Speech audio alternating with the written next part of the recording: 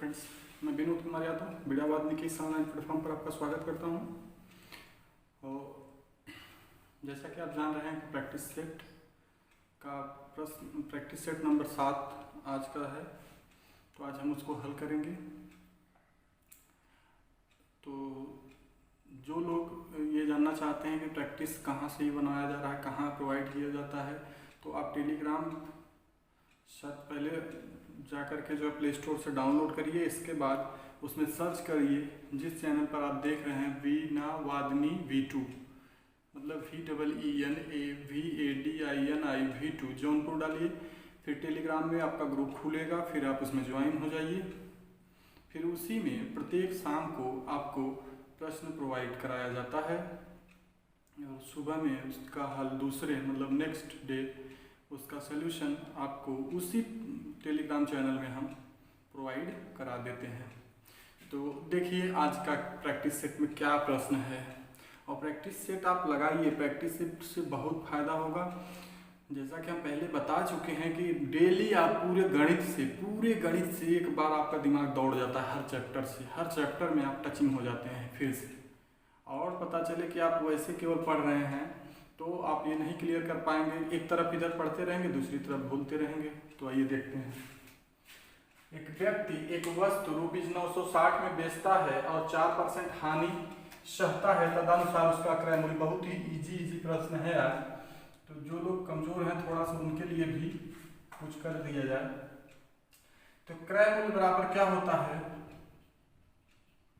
बराबर विक्रय मूल्य और गुणे 100/100 माइनस हानि प्रतिशत। यही तो बताए थे पिछले दिन।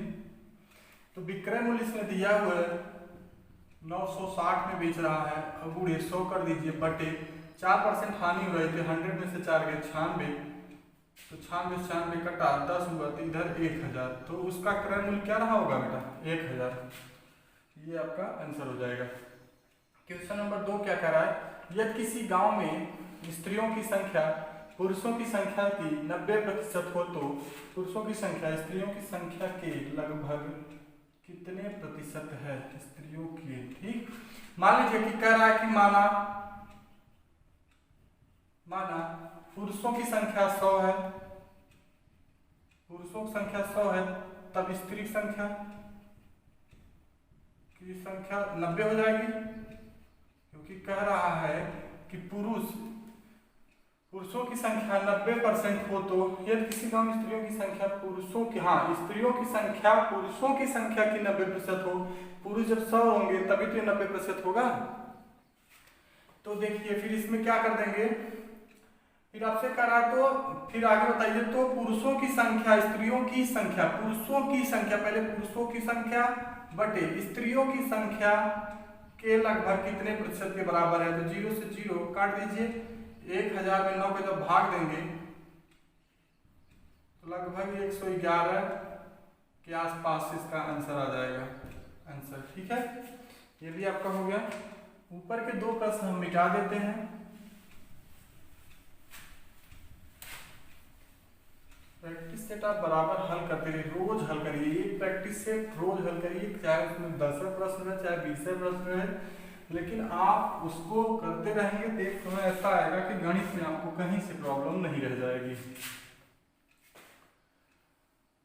यदि तीसरा देखिए, यदि x का 15% y का, ये कुछ नहीं है, 15% y का कामा था, y का 10% का 3 गुना है, तो x रेशियो y का अनुपात पूछा। देखिए x का माने गुणा 15%, फिर कह रहा है बराबर है y के 10% के तिगुने से।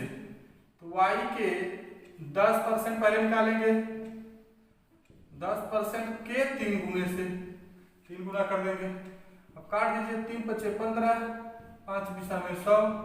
तो x बटे 20 बराबर इधर 0 0 कटा, y बटे 10 बचा, ये इससे कट गया, तो x बराबर 2y हो गया। तो x बटे y बराबर 2/1 बचा। तो चूंकि हम लिख सकते हैं x रेशियो y = 2:1, ये आपका आंसर हो जाएगा। यही आपका आंसर रहेगा।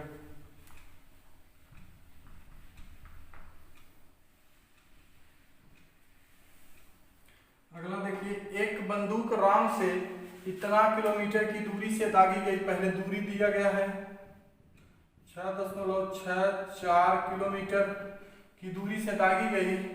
राम 20 सेकंड के बाद उसकी आवाज सुनता है। राम जो है 20 सेकंड के बाद उसकी आवाज सुनता है। देखिए समय बराबर कितना है, 20 सेकंड के बाद उसकी आवाज सुनता है। उस ध्वनि की गति, ध्वनि की चाल निकालना है। ध्वनि की चाल बराबर मान लेते हैं x, ये चाल रहने दीजिए, यही निकालना है। तो चाल बराबर आप दूरी बटे समय होता है।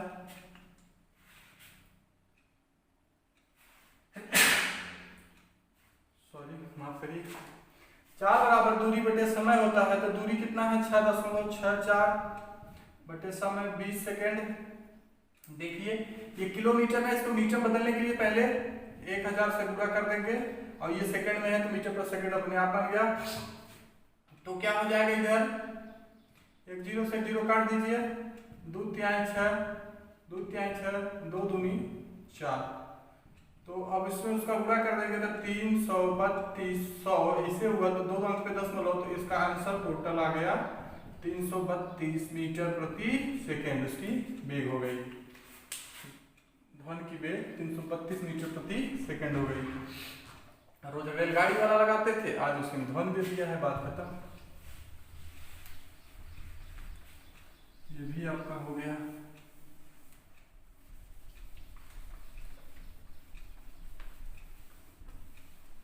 अगला, एक होम थिएटर सेट रुपीज इतने का है, यदि उस पर 20% और देखिए इतने % की 2 क्रमिक छूट दी जाए तो उसका विक्रय मूल्य क्या होगा।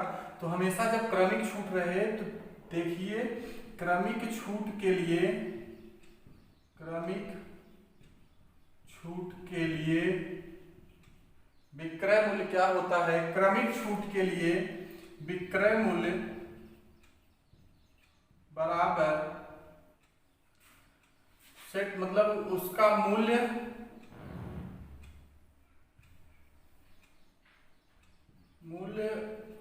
गुणे 100 माइनस पहला जो छूट था x बटे 100 और गुणे 100 माइनस y बटे 100 कर देंगे। पहली मूल्य क्या है उसका 4950 गुणे 100 माइनस 20 करेंगे तो 80 बटे 100 हो जाएगा, गुणे 100 माइनस 15 करोगे तो क्या हो जाएगा 85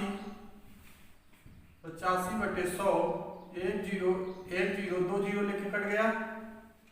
अब देखिए 5 से काटिए, 5 9 45, 4 5 9 45, 5 20 हमें 100, फिर 5 से कट जाएगा, 5 चौके 20, 17 पचे 85, फिर 4 से कट जाएगा, 4 दूनी 8, तो 99 गुणे 34 हो गया। अब 99 34 से गुणा करोगे तो 4 9 36 के 6 3, 4 9 36 3, 40 3 9 27 के साथ 2 3 9 27 2, 9 7 16 के 6 9 3 12 13 के 3, 3366 आ गया। कितना आ गया आंसर 3366, 3366 आपका आंसर हो जाएगा।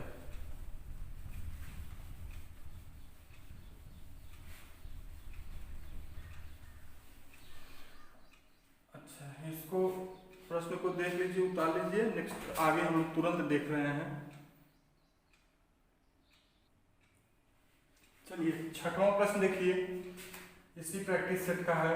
जॉन ने एक धनराशि 10% वार्षिक साधारण ब्याज की दर पर निवेश किया। कह रहा है कि जॉन नाम का एक व्यक्ति है, एक धनराशि 10% वार्षिक साधारण ब्याज, मतलब दर दे दिया, यहाँ सॉल्व कर दे रहे हैं 6 नंबर का सॉल्यूशन यहाँ कर रहे हैं। दर आपको दिया है 10%, कितना दिया है 10% साधारण ब्याज की दर पर निवेश किया। 4 वर्षों बाद समय भी दे दिया है, 4 वर्षों बाद ब्याज सहित 770 रुपया उसे मिलता है। कहने का मतलब जो मूलधन था वो और ब्याज भी जोड़ करके 770 रुपया उसको मिल रहा है। तो यहाँ आप लिख सकते हैं, क्या लिख सकते हैं कि मूलधन, क्या मूलधन पता नहीं तो x मान लीजिए, और ये मिश्र धन दे रहा है। क्या दे रहा है मिश्र धन, मिश्र धन दिया है 770 रुपया। अगर आपको साधारण ब्याज निकालना होता है तो आप क्या करते हैं कि मिश्र धन माइनस मूलधन कर देते हैं, पता लग जाता था ना। 770 ऋण x कर देंगे, फिर देखिए क्या हो जाएगा। अब सूत्र में फीड करिए, साधारण ब्याज बराबर क्या बताया गया है, मूल गुणे दर गुणे समय बटे 100। तो मूल कितना है, x है, समय पहले यहां से ब्याज कितना टोटल आया, साधारण ब्याज 770 माइनस x बराबर, देखिए वीडियो आ रहा है, 770 आ रहा है, 770 माइनस x बराबर मूलधन x गुणे दर कितना है 10 गुणे समय कितना है 4/100, 1 0 0 कटा, 2 दूनी 4, 2 पंजे 10। अब देखिए इधर 2x हुआ, अब ये 5 का पूरा इधर करेंगे तो 5 0 0, 5 7 35 के 5 3, 5 7 35 3 38 माइनस 5x बराबर 2x। ये उधर जाएगा तो 7x हो जाएगा बराबर 3850 हुआ। काटिए 7 5 35 3 7 5 35 0, तो x बराबर 550 हो गया। तो x मतलब मूलधन उसका कितना रुपया था, 550 रुपया था। समझ में आया। देखिए अगला प्रश्न,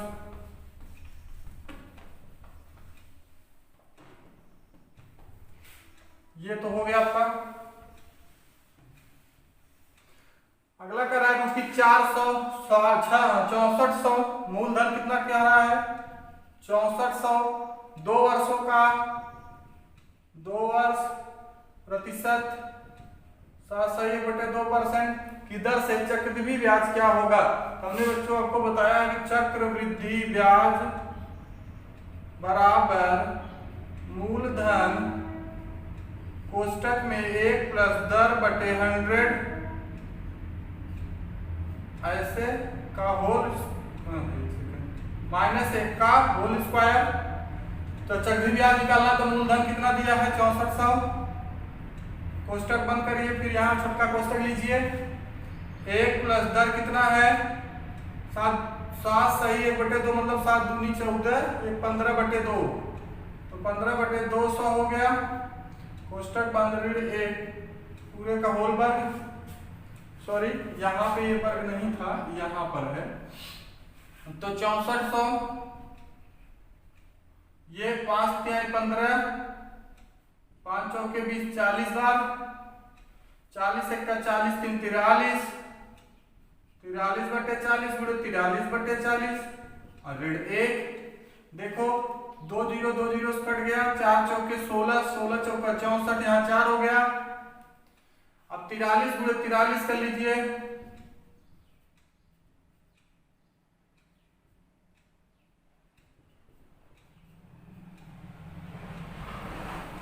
1849 हुआ। 1849 में से 1 घटेगा तो 1848, 1848 में 4 का गुणा कर दोगे तो 4 8 32 के 2 3, 4 चौके 16 3 19 के 9 हाथ लगाए, 4 8 32 1 33 के 3 हाथ लगाए, 4 1 4 1 5, 5352 आपका पूरा आंसर आ जाएगा। 5352 आपका आंसर आ जाएगा। ये भी आपका हो गया।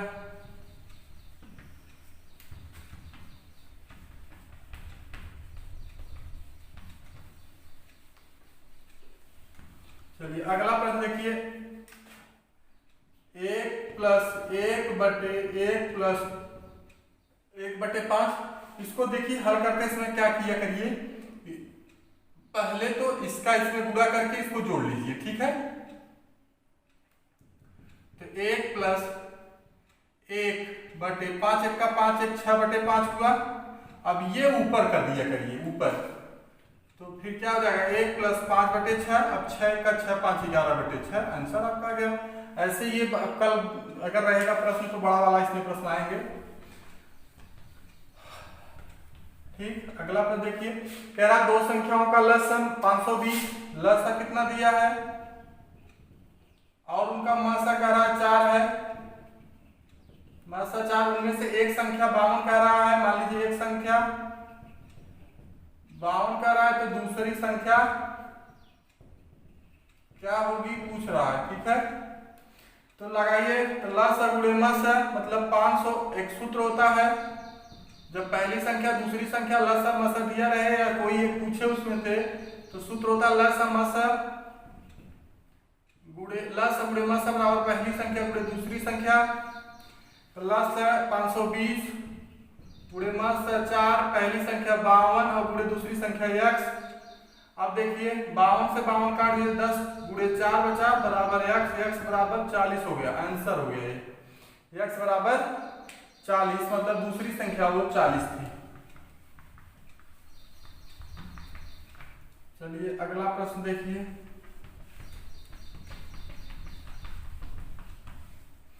बारह मीटर लंबे, 8 मीटर चौड़े तथा 9 मीटर ऊंचे किसी कमरे में रखने योग्य सबसे लंबे खंभे की लंबाई क्या होगी? तो इसके लिए जैसे मान लीजिए कि घन पढ़े होंगे आप, घन घना वाला, उसमें विकर्ण बराबर होता था ना, तो हो जाता था under root L square plus B square plus H square. उसी प्रकार से यह है, तो इसमें भी कर देंगे, तो अंडर रूट 12 का वर्ग मतलब 144 प्लस 8 का वर्ग मतलब 64 और प्लस 9 9 81। तो इसको जोड़ेंगे तो 144 पहले 64 144 81, 4 4 8 1 9 हाथ लगाए, 6 4 10 8 18 1 19 9 1 1 2 299, 4 4 8 1 9 6 4 10 8 18 19 के 9 हाथ लगाए, 1 1 2, तो 200 अंडर 299 आया। किसका वर्गमूल है जी?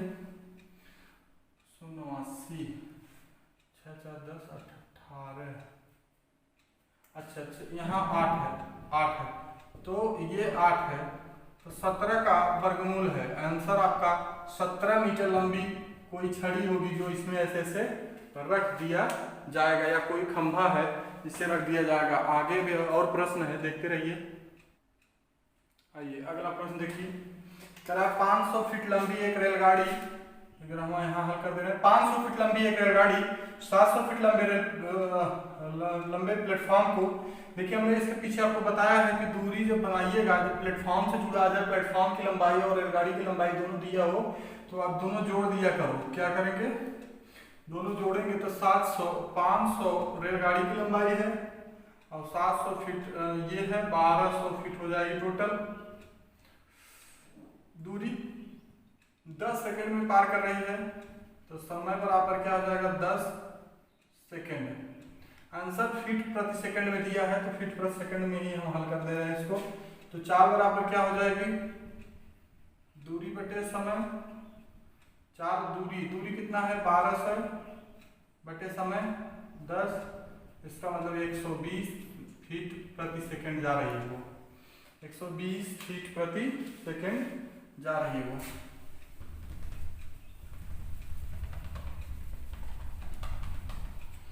ये भी प्रश्न आपका हो गया।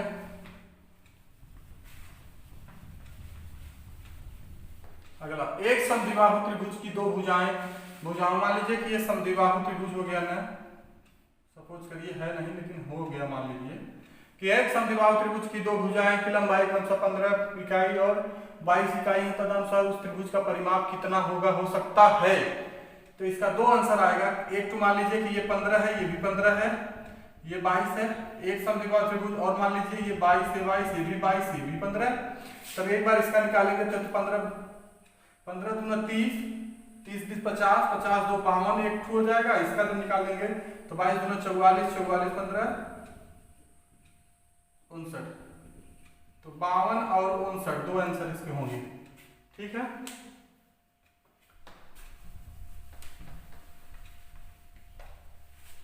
बावन और 59। अगला देखिए, उस सेक्टर का केंद्रीय कोण का माप बताइए जिसका परिमाप 25 सेंटीमीटर है, उस वृत्त की त्रिज्या 7 सेंटीमीटर है। जैसे मान लीजिए कि ये ऐसे है ना, अगर ऐसे मान लीजिए कोई वृत्त बनाना है, यहाँ से कह रहा है इसकी त्रिज्या 7 सेंटीमीटर है, और कह रहा है कि ये पूरा परिमाप दिया है इसका, जैसे ऐसे जब यहाँ से चल करके यहाँ तक गया, कोई मान लीजिए चाप काटा यहाँ से लेकर के यहाँ तक, तो इसका जो है ऐसे जो बन रहा है ऐसे, इसका पूरे का परिमाप कितना दिया है? 25। तो मान लीजिए कि A B C है, ठीक है, तो आपको A B AC पता है, BC नहीं पता है ना, तो क्या कर लेंगे, ये जोड़ लेंगे सब, बराबर परिमाप कर लेंगे। AB प्लस AC और प्लस BC बराबर परिमाप 25 सेंटीमीटर है। AB AC मतलब 14 हो गया, प्लस BC बराबर 25, तो BC बराबर बच्चों हो गया 11। BC बराबर जब आपका 11 आ गया तो चाप BC, यही चाप BC है, चाप BC की लंबाई बराबर हो जाएगा 2 पाई r थीटा बटे 360, 2 पाई r थीटा बटे 360। तो इसको इसमें क्या हो जाएगा, देखिए BC की लंबाई 11, 2 गुणे 22 बटे 7 और गुणे r कितना दिया गया है 7 और गुणे थीटा ही निकाला बटे 360, तो गुणे 22 बटे 7 इधर हुआ था ना, तो 7 से 60 कटा, 11 दूना 22 और 2 दूनी 4, 4 9 36, 90, तो थीटा बराबर कितना हो गया 90 डिग्री। यही आंसर हो जाएगा, यहाँ से थीटा बराबर 90 डिग्री हो जाएगा। ठीक, तो आज के लिए बस इतना ही, बहुत बहुत धन्यवाद। देखते रहिए आप वीणावादिनी V2 का ऑनलाइन यूट्यूब चैनल।